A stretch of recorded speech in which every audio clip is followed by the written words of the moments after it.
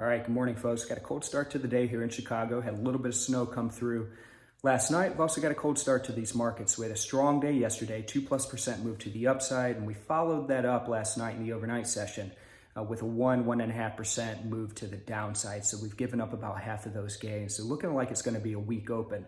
And we are in the midst of a big earnings season. We talked about it yesterday with JP Morgan.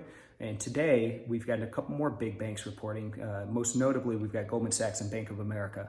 And all eyeballs right now are focused on loan loss provisions. You're going to hear that term a lot.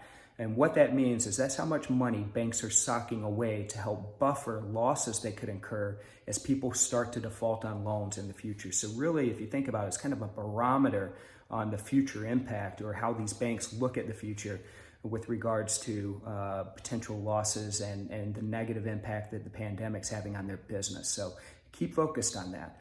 Look at some of the other markets. You look at the currency market. We've talked about the Canadian dollar, the dollar CAD, being energy linked. And with oil being down over the past couple of days, we've got that dollar CAD back up above 1.40. We also have a Bank of Canada monetary rate decision that's happening today. So could continue to see some volatility with that currency pair.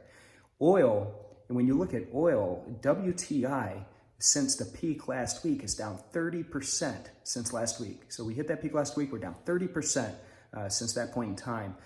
Back below $20 a barrel with WTI. So just some massive moves in oil and continuing to see a lot of volatility, even though we got the OPEC production cuts that we had spoken about late last week. But that in tandem with just a lack of demand that's out there at the moment, it just seems that the pressure on that market's relentless. So a lot of volatility in the oil market.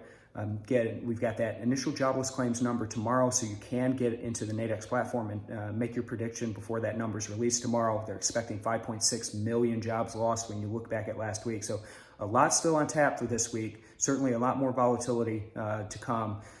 I'll keep you updated. I'll be checking in with you again tomorrow morning, and we'll keep you updated through the social media channels today. Everybody have a great day today. Bye-bye.